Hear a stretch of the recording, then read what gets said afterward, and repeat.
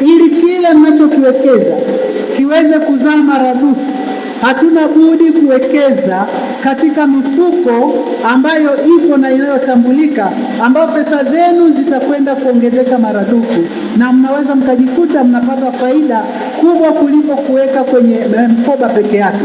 Kwa hiyo ninawashauri, wekezeni katika mifuko ambayo ipo. Unaweza ukawekeza UTT, mnaweza kukubaliana tu kila baada ya muda kadhaa mkikusanya zile kodi ada zenu na michango mbalimbali ya vingilio, mnaenda kuwekeza kwenye UTT au mnaenda kuwekeza kwenye ile fixed deposit katika mabenki mbalimbali, ikiwemo hata benki ya ushirika ambayo nayo ina asilimia kubwa, 13%, ni asilimia kubwa ukilinganisha na mengine. Kwa hiyo ile mnayowekeza, faida mnayoipata bado inaweza ikawa inatumika katika kikundi chenu, lakini mtaji wenu au ile mbegu mlioweka kule itaendelea kuzaa zaidi. Na katika hilo, mwenyekiti, nitaomba kadri mnavyoendelea, leo mmekuja kuzindua kikundi, lakini mpate fursa ya kupata watu wa kuja kutoa mafunzo, wakiwemo wenzetu wa ushirika ambao mara nyingi wanadili na vikundi, ili waweze kuwapa somo lililo zuri ya namna ya kuimarisha umoja wenu, ukatoka katika umoja wa kawaida ukawa ni katika ushirika ambao wanasema kwa pamoja tujenge uchumi. Nadhani hilo mkilifanya litawasaidia zaidi. Lakini bado tunayo mabenki, nayo yanaweza yakasaidia katika kutoa elimu. Bado tunao wenzetu wa maendeleo ya jamii, wanaweza kusaidia kutoa elimu. Mwanzo siku zote unakuwa mgumu. Sina shaka katika nyinyi, najua wengi mko katika vikundi mbalimbali na vingine viko mbele zaidi, lakini unapoingia katika kikundi kingine, kubali kujifunza, lakini pia kubali kushare na wenzio mambo mazuri ambayo yamefanikisha kule uliko, basi na hapa yakaweza kufanikisha, tutakuwa tumeenda vizuri. Lakini pia natakiwa kutafuta namna bora ya kuweza kupata mtaji, na mtaji naozungumzia ni katika uwekezaji kwenye kikundi chenu. Tusitegemee zaidi ile nini wanasema ada ya mwezi au kiingilio. Hiyo peke yake haiwezi kutupeleka mbele kwa haraka.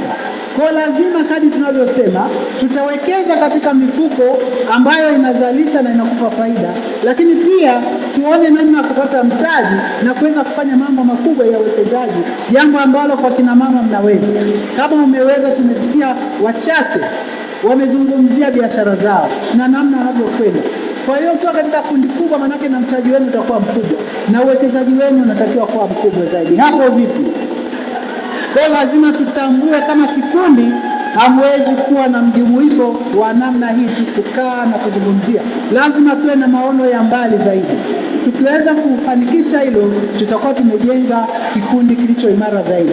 Ni wakati wa pesa zenu akina mama kufanya kazi ya uzalishaji kwa ajili ya maendeleo yenu.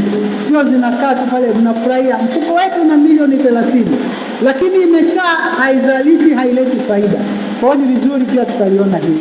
Ni imani yangu kubwa kwamba wanawake wenye vipaji wako ndani humu, wanawake wenye maono wako ndani humu, wanawake ambao wamepiga hatua kibiashara wako humu.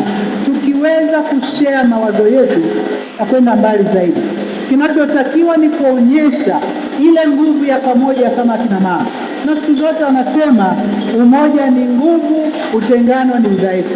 Kwa mnapokuwa mko pamoja hapa, lazima tuwekeze katika ushauri, tuwekeze katika kujenga uchumi ulio imara, tuwekeze katika kuonyeshana njia zilizo sahihi, lakini tuwekeze katika kutazama kesho yetu iliyo njema kama ambavyo tumesema. Kikundi hiki pia lazima kilenge katika kubadilisha maisha ya mwanachama mmoja mmoja. Umeingia hapa, lazima ulivyoingia leo, kesho yako isiwe hivi. Kwa vyovyote vile, lazima tuone namna ya kubadili maisha ya mwanachama mmoja mmoja, lakini pamoja na familia zao. Wanawake wenzangu, natamani sana kuwa kikundi hiki cha COP Ladies kinakuwa njia ya mafanikio na sio njia ya mikutano ambayo haina uzalishaji.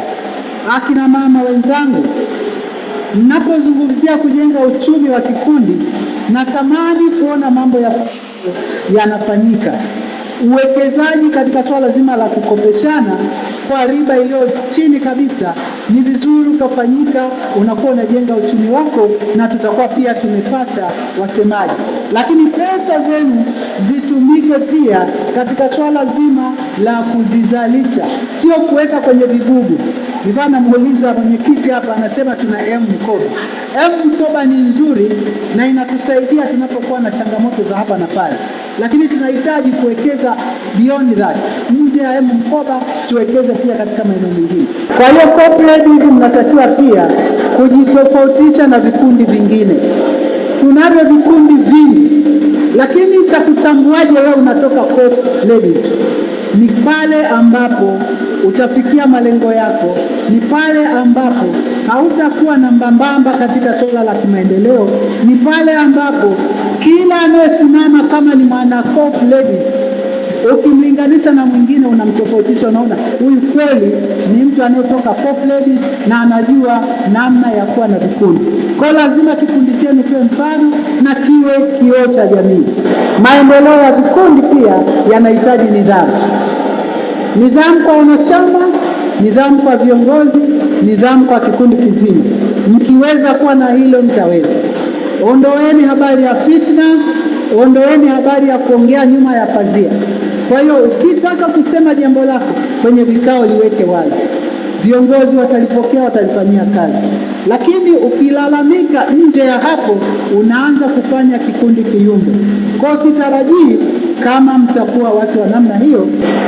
Ndugu wanawake, pia napenda kuwapongeza katika serikali hii ya awamu ya 6 chini ya uongozi thabiti wa Dr. Samia Suluhu Hassan, Rais wa Jamhuri ya Muungano wa Tanzania, ambaye nimesema hapo awali ameweza kuwezesha wanawake.